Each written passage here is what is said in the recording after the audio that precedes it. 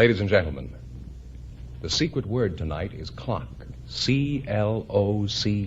Really? You bet your life. The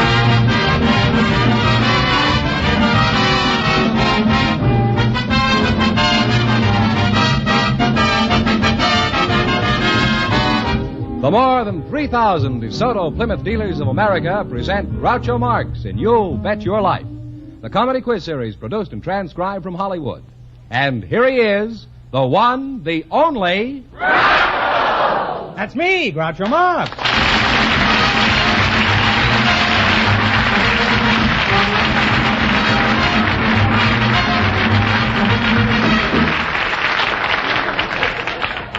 Well, here I am again with $1,000 for one of our couples. Fenneman, who's first to try for it? Well, Groucho, just before we went on the air, our studio audience selected a clerk from the unemployment office.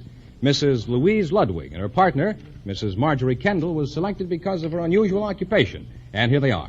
Ladies, come right up here and meet Groucho Marx. Well, welcome, kids, for the DeSoto Plymouth dealers. And if you say the secret word and divide $100, it's a common word, something you see every day. Mrs.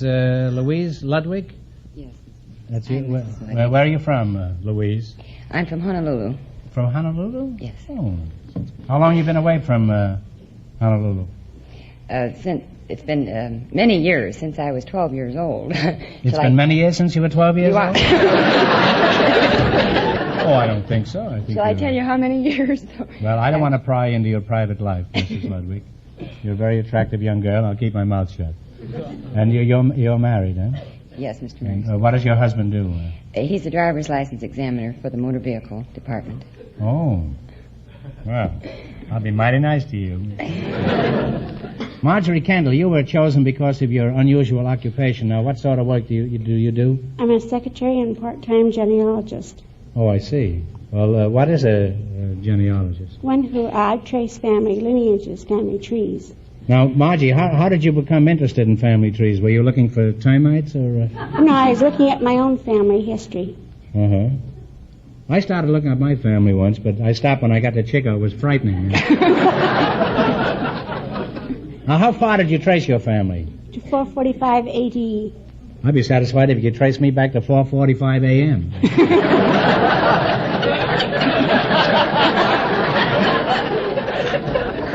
Although I'm not sure I want to go back there again. Now, Marjorie, why should people want to know their family trees? Isn't that a little snobbish? Oh, no. It's a curiosity on the part of almost everyone to know what their family name means. How about the name Marx? Could you look up the family tree? Oh, I did several years ago with You did? several other Hollywood personalities. Is that so? And why should you look up my name? Well, because it was you were an interesting person, and I've always admired you, and were my favorite comedian. I've never did anything that any other boy couldn't do. Now, what did you find in my family tree? Oh, mostly, of course, you have a beautiful crest. Say, you look pretty good yourself. What do you mean by a beautiful crest? Well, there's in the crest. You mean a family crest? Yes, sir. Like two horse thieves swinging from a potted palm? There's two wings that were partly crossed, and a little bit of gold embellished on them. And You mean I had wings? That was the crest of the Marx family? yes, sir. You mean my forefathers were fan dancers, huh? Now, Mrs., you're with the unemployment office? Yes, Mr. Marx. Uh-huh. Where is that? I work in the harbor area. In the water?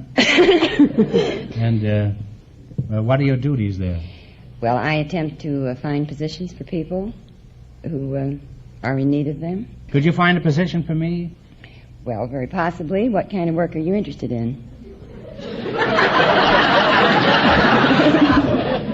Why should I be interested in work with the racket I've got? Now, suppose I'm unemployed. You can never tell about sponsors, you know. Of course, the DeSoto Plymouth are different, huh?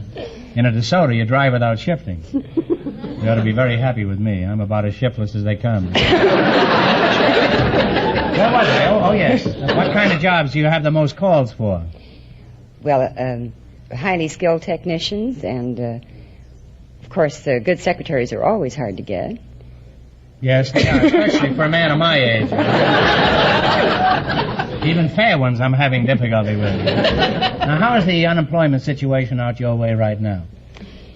As I say, that demand for highly skilled remains prevalent, but the mackerel season is The mackerel season is on now? Yes. Well, how many unemployed mackerel are there?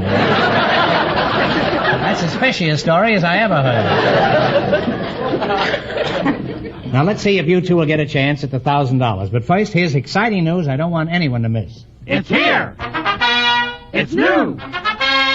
It's designed for you. DeSoto.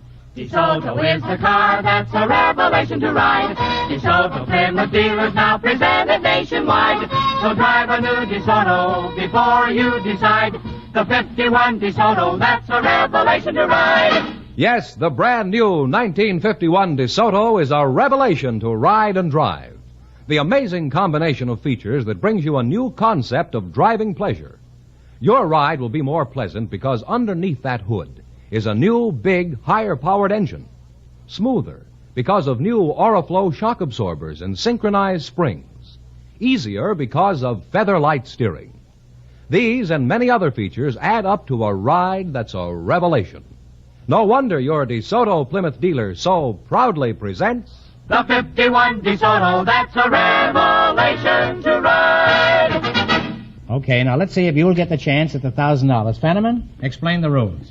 Well, you bet as much of your $20 as you want on each of 4 questions. And the couple that earns the most money gets a chance at the $1,000 DeSoto Plymouth question at the end of the show. Okay, here we go. Let's see how high I can build you $20. You've selected personalities of the 20s. Here's your first question. How much will you bet? $10. $10? Okay. The Bambino was undisputed king of the ballparks during the 20s. What was his name? Babe Ruth. Babe Ruth is right. And you're on your way. You have $30. Remember, you're going for $1,000 tonight. Now, how much of the $30 will you bet on your second question? 29. 29, huh? Okay. Who defeated Jack Dempsey twice, the second time in 1927? He was an ex-Marine. Gene Tunney. Gene Tunney is correct. You're really climbing now. You have $59. You're climbing with $59. Here's your third question. How much you going to go for? 55. 55. Okay. The hop-along of the 20s was a straight-shooting cowboy with a horse named Tony. What was the cowboy's name? Tom Mix. Tom Mix is correct. Now you have $114. $114, and here's your last chance to be the other couples. How much of the 114? Oh. All of it? Okay, you're gamblers. What was the name of the colorful revivalist who during the 20s drew thousands of people to his meetings? Billy Sunday. Billy Sunday is correct.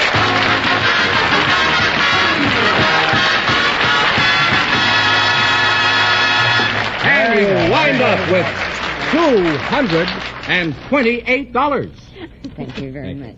Fenneman, just a moment. There's something I want to clear up. Remember last week in the quiz, one question was, what do you call the Australian and New Zealand troops of both world wars? You remember that? I remember the question. Well, the Austrian war bride and her husband, she said diggers, and I said that was wrong because the official name was Anzacs. Well, a lot of people said diggers was the slang name for him, so we're sending Mr. and Mrs. Schwander $180.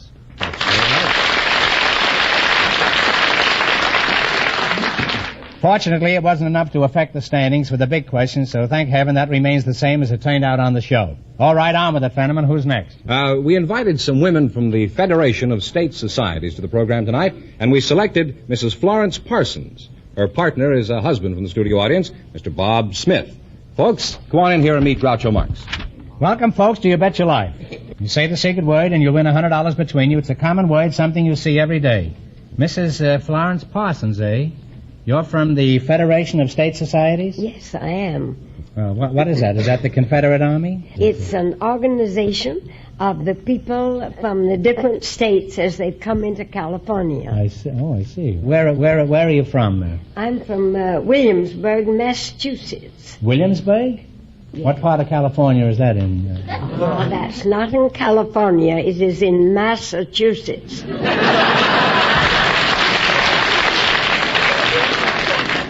Williamsburg, isn't that where Cal Coolidge came from? No, he really was born in Vermont, but he lived in Northampton, just a few miles from Williamsburg, 10 miles. Did you know Cal Coolidge? Slightly. They said that I had a longer conversation with him than did any congressman that ever cooled his heels in the White House. And a congressman can cool plenty of heels, too. Do you remember that conversation at all, Mrs. Yes, Parsons? I do. Could you give us a little of it?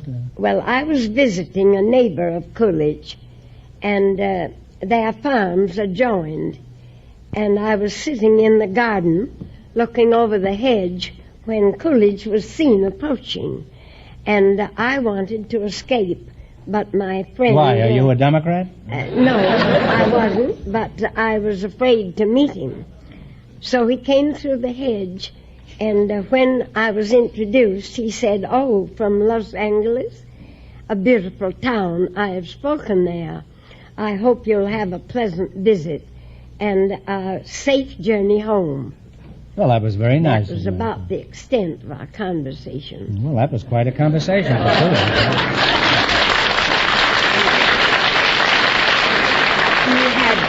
I don't think Mrs. Coolidge ever got that much out of him. Your name is Bob Smith? That's correct. What sort of work do you do, Bob? I work for a sewing machine company. A sewing machine? Well, you don't look like you did any sewing. No, I'm a motorman on a sewing machine. You're a motorman on a sewing machine? Well, where do you drive it, up Hollywood Boulevard? I suppose old Bobbin pulls it, huh? Well, Bobbin is on a sewing machine. I happen to know because I'm an old so-and-so myself. Now, Bob, where is your home? I was born in Seattle, Washington, but I left there when I was 2 years old. Oh. You left there when you were Wanderlust, eh? That's pretty early to leave home, isn't it? Where did you go? To Alaska. So Alaska is your home, eh? No, I went from there to Portland, Oregon. Is Portland your hometown? No, from Portland I went to Niagara Falls. Oh, that's your hometown, eh? No, went to Washington, D.C. For a 2-year-old, you certainly got around. Well, I can keep this up as long as you can. Where did you go after that? Washington, D.C., I went to Dallas, Texas. The sheriff never got tired, huh? Well, I give up. Let's leave you right where you are, and don't move until I come back to you, will you? You're liable to be in Tampa by the time I get there. Mrs. Parsons, how old are you? Old? Why, we never talk of age in the Federation. We're ageless.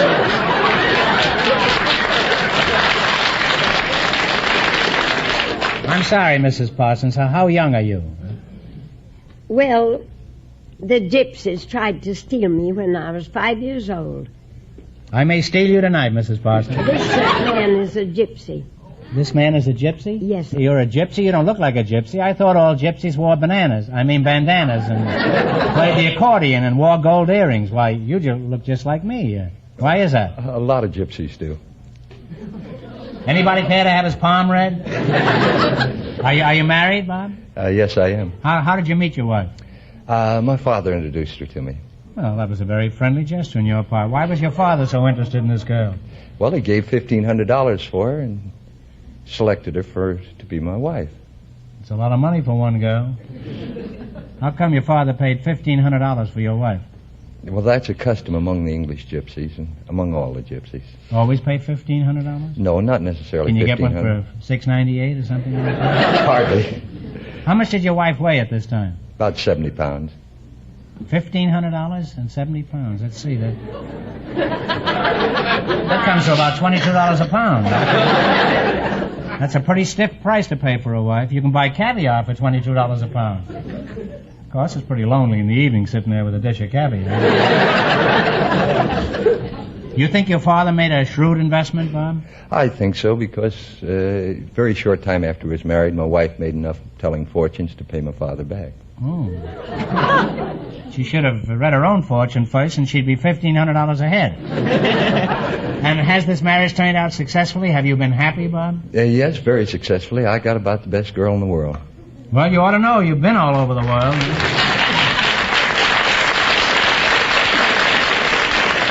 Now, Mrs. Parsons, tell us something about your work. What sort of work do you do? Well, my work is very complicated. It consists of so many details. We have picnics for every state in the Union.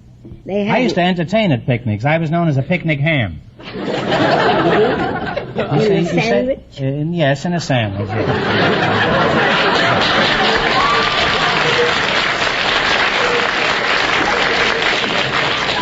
I was boiled a good deal of the time. Well, what is the largest of these picnics? Iowa is by far the largest. We often have 130,000 at the Iowa picnic. And, Imagine 130,000 people at a picnic. Oh, we To have. me, it's no picnic if there's more than 2 people, Mrs. Parsons. And sometimes even then it's no picnic. How much did your husband pay for you, Mrs. Parsons? Nothing at all. He got you for nothing? Well, he stole you. That is as you think. Well, I certainly do. I think you were a big bargain. Have you been a good wife, Mrs. Parsons? I think I have. Fairly good. Oh, you're qualifying it now. Yes. Huh? All the time you've been married, you've been good for nothing, eh? That's an old joke, but I've chased this gypsy so much tonight I'm getting weary, eh? Well, this has been an interesting conversation, and if I ever want my palm red, I'll stick it in a bucket of red paint. Now then, let's see how well you make out in the race with $1,000. Now, you've got to run your $20 into more than our other couples. I can't tell you how much our first couple won, but Fenneman's off stage to remind our listeners. The unemployment clerk and the genealogist won $228. Now, here we go. You have $20. You selected scrambled proverbs. How much are you going to bet on your first question? $10. You can bet anything you want. $10? Is that all right with you, Florence? Yes. I'll call you Florence. Huh? Certainly.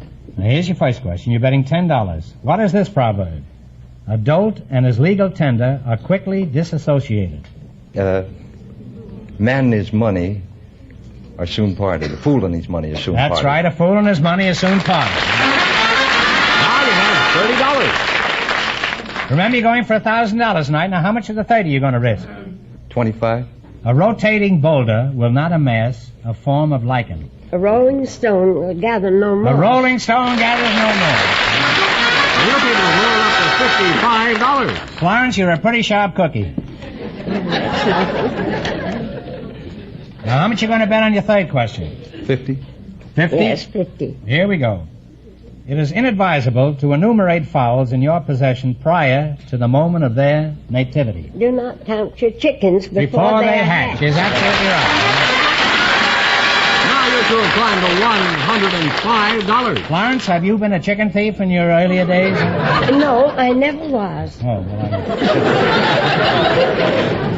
a goose thief or a duck thief or any kind of No, fowl? nothing of that kind. Oh, that's a foul question. Here's your last chance to beat the other guy. What is this proverb? How much are they betting? They haven't bet yet. all of it? Is that right? Do you want to bet all of it? 105. I don't. Okay. A dual cranium is more acceptable than a single. 2 heads are better than 2 one. heads are better than 1. Clarence, put it there.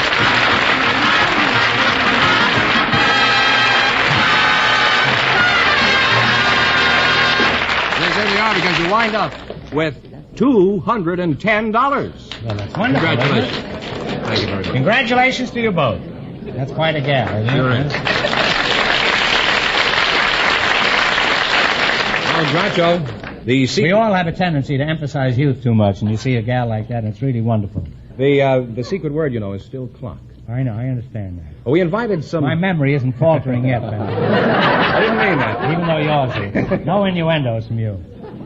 We invited some Hawaiian dancing girls to the program tonight. Now you're talking. Just before we went on the air, our studio audience selected Healani Kawela. Never mind this nonsense. Bring her in here, will you? And her partner is a fencing master, Monsieur Jean Aeromance. And here they are. Folks, come over here and meet Groucho Marx. Well, welcome for the DeSoto Plymouth dealers, eh? Say the secret word and divide $100. It's a common word, something you see every day. A fencing master and a hula dancer, eh? Well, this may be interesting. He may cut off her grass skirt. Hilani Kovila, is that right? Healani. Hilani Kovila. Well, where are you from, Hilani? The islands. The islands, eh? The islands. Which islands? Coney, Catalina, or 1,000? I'm from Hawaii. Hawaii. Is that the correct pronunciation? I thought it was Hawaii. No, that's not right. Hawaii is correct. Oh, you couldn't say Hawaii just once, huh? Please? That's not correct. What isn't correct? Hawaii. I'm all right. How are you? Hello, Mom. It was a great fight, but I won. And Mr. Harriman's, eh? If you think I'm going to watch you tonight, you're crazy. Huh? You're a fencing master, huh? Where you from? Brussels, Belgium. Oh, from Belgium, huh? You were raised in Belgium? You're sort of a Brussels sprout, then, in other words. But are you married? Yes, sir. Some fencer. He's got a sword hanging over his own head. Are you married? No, I'm not. Oh, thank the Lord. And praise the grass skirts. I guess it'd be pretty hard for a hula dancer to nod her head yes when the rest of her is saying no. Where do you do your hula dancing? Well, I work mostly casuals, one-night stands. Where do you do your work, Gene? At the Los Angeles Athletic Club and the University of Southern California. Oh, well, that's a good place for a fence. Exactly what do you do there? Do you pick it? No, I teach fencing because fencing is a very popular sport now. It's very becoming. Is that so? It's increasing in popularity? Very, well, very what is much. there about fencing that makes it so popular? Well, for women, for instance, grace, poise, elegance. For men, fast reaction. Then also the spirit of sportsmanship. You mean puncturing somebody is sportsmanship? Well, in some way, yes. You carry bicycle tape in your back pocket or something? Suppose I wanted to take up fencing. What would I need? First of all, a mask, jacket. What do you think I'm wearing now? I was saying a mask, a jacket, trousers, and tennis shoes, if possible. Tennis shoes? What's that, for running? No, you want slide when you make your lunch. Uh-huh. I make my lunch? Don't I carry my lunch with me? Well, wouldn't it be nice if I had a sword, too? We don't use sword anymore. You don't use a sword in fencing? What do you use, a mixmaster? No, we use... What do you mean, no swords? We use foil, épée, and sabre. Épée? Isn't he one of the 7 dwarfs? No, it's a blade. Well, épée was a blade, I remember that. Well, let's talk about the hula. For example, just what is the hula? Besides a good way to keep warm on a cold night. Tells a story by dancing. Uh-huh. And all this time I've been wasting my time reading books. What kind of stories does it tell? Mysteries? There's no mystery about the hula. Well, doesn't that depend on whether the grass on the skirt needs cutting? What kind of stories can you tell by dancing? Oh, you tell love stories, and stories about the trees, the sun, the moon. They're all very simple stories. Mm-hmm. Well, how does dancing tell a story? I don't understand. Well, it tells a story by using the hands and the arms. Mm-hmm. It, Each gesture you make has some significance, I suppose? Yes, that's right. And I bet you've told many a story and then tried to wiggle out of it, huh?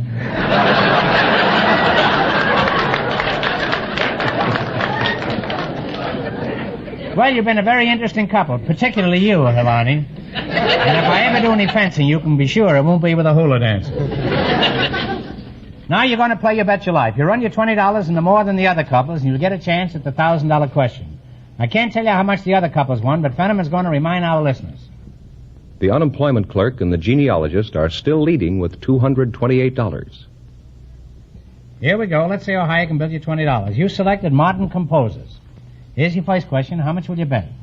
$10. $10? Okay. Who composed Begin the Begin?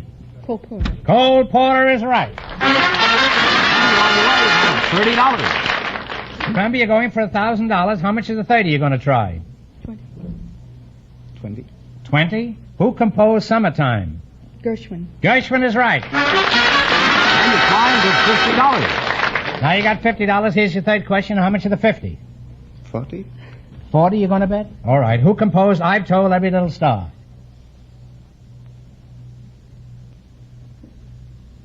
Take a guess. Talk it over. And if you don't know, guess. Well, the bell is tolled. It was Jerome Kern. You should have known that. It's a very, very popular and very well-known song. You now have $10. Well, that's a shame. Now, it's your last chance to beat the other couples. How much of the 10 will you bet? 10. Shoot the works? Okay. Who composed White Christmas? Irving Berlin. Irving Berlin is right.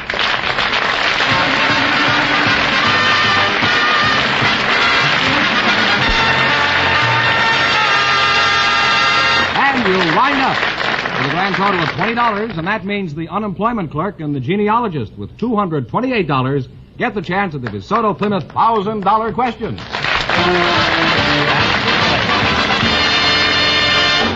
All over the country this week, wherever the famous DeSoto Plymouth sign is displayed, people have been stopping, looking, and buying. Yes, and you know what they've been buying. The great new 51 DeSoto. Wherever you see this year's DeSoto, you'll see crowds gathering to admire it. But the real cause for admiration is the ride DeSoto gives you. Smooth, unbelievably comfortable. It's a revelation. What gives this amazing new concept of driving pleasure? Well, a great many features, such as a big new higher-powered engine, amazing new Oriflow shock absorbers, feather light steering. Features like these add up to driving pleasure you never dreamed possible. Yet DeSoto sells for only a few dollars more than the lowest cost car. So follow the crowd to your DeSoto Plymouth dealers and see the 51 DeSoto, that's a revelation to ride. Here comes the winning couple, Groucho, the unemployment clerk and the genealogist. All set for the $1,000 DeSoto Plymouth question. All right, here we go for $1,000. I'll give you 15 seconds to decide on a single answer between you, so think carefully and please no help from the audience. Here it is. One of our presidents served only 30 days, the shortest service in presidential history. For $1,000, tell me, who was this president?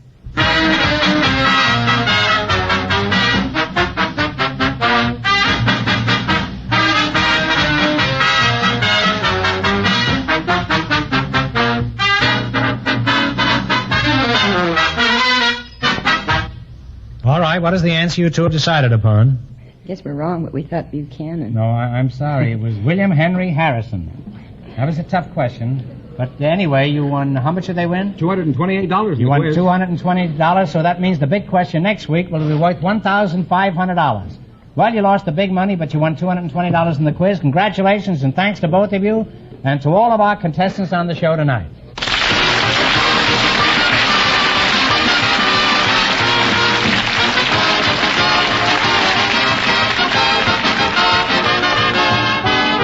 Be sure to tune in again next Wednesday night at this time for the Groucho Marx Show, when the big question will be worth $1,500. And don't miss Groucho's television show, also presented by the DeSoto Plymouth Dealers of America.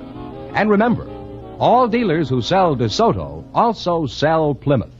Two great cars, both products of the Chrysler Corporation. By the way, folks, if you have nothing better to do, you might curl up with the February issue of Coronet Magazine and read the piece about me by my brother Harpo. It doesn't make any sense, but I think you'll enjoy it. The February Coronet Magazine. Good night, folks, and remember, now just be sure to visit your DeSoto Plymouth dealer.